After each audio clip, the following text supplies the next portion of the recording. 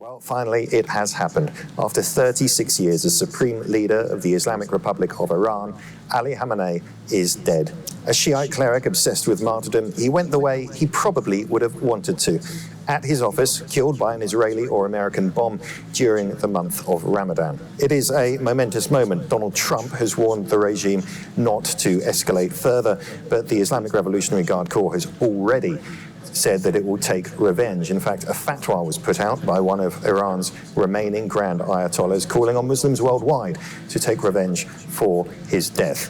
But what does this mean for the regime itself and Iranians inside Iran? It's almost impossible to predict what's going to happen, but we can see broadly three possible paths forward. The first path is continuity. Ali Khamenei was already in his 80s and plans for the succession were already well underway. Under the Islamic Republic's constitution, a three-man interim council takes power now, consisting of the president, that's Masoud Pezeshkian, the head of the judiciary, and a member of the advisory Guardian Council. They rule until the 88-body assembly of experts elects one of their own number to become the next grand ayatollah. The Iranian government has already said that that interim council is in place, but the man really pulling the strings behind the scenes is believed to be Ari Larijani, the head of the Supreme Security Council, and he's not a man to expect change from. But that's how things are meant to work on paper. In reality, we might see a power struggle. That is the second of our possible paths forward. With Khamenei dead and the certainties of his four-decade rule over, military elites, clerics, the political upper class, and separatist groups in the regions could all see an opportunity too good to be missed. That could lead to turbulence, instability, violence, even, it is quite possible, a full-scale civil war. And then there is the third possible path forward, a popular uprising that might overthrow the regime entirely, or at least reform it in fundamental ways. That seems to be what Donald Trump and Benjamin Netanyahu are banking on. But that plan depends entirely on the Iranian people themselves.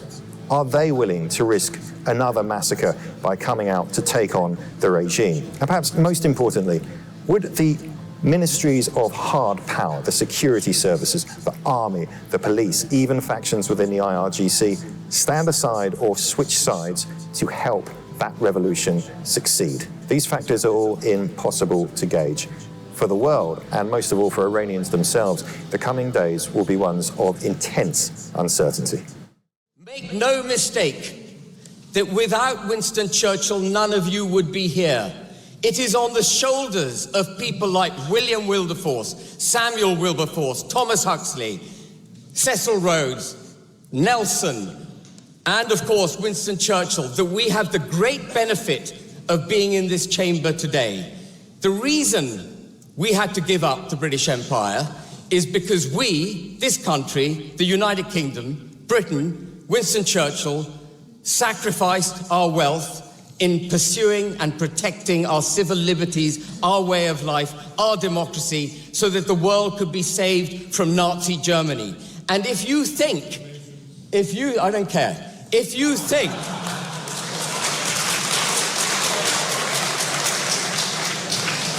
think that isn't enough evidence of why the sun should never have set on the British Empire, let me just leave you with this last point, though I've got a bit more to say after this last point. Let me leave you with this last point. When the empire was beginning to be brought to a close, we set up the Commonwealth. Virtually every single member of the empire joined the Commonwealth. You are all coming from far reaches of the British Empire, many of you coming from far reaches of the British Empire to Oxford.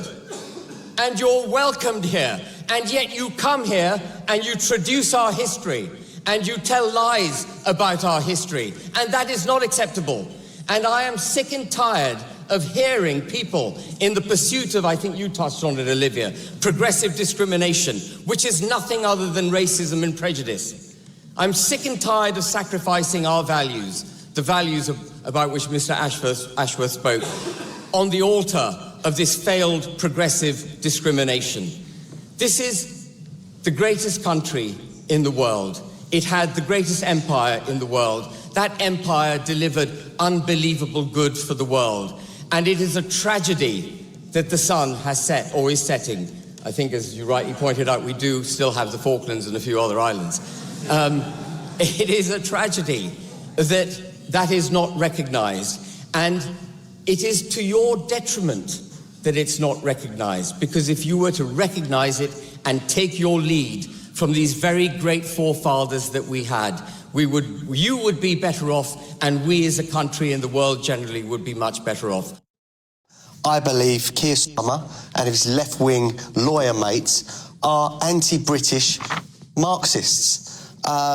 This is the man that even today was caught lying about energy bills being lower under Labour. They're higher. Again, he's misled the House. This is a man that lied about knowing the close relationship between Epstein and Mandelson.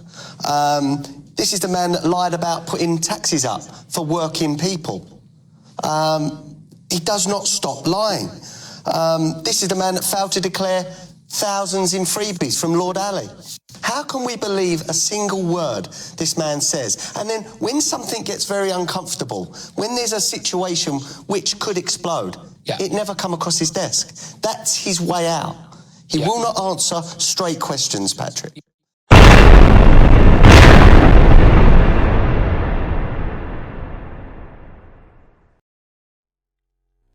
It's time to unite the kingdom.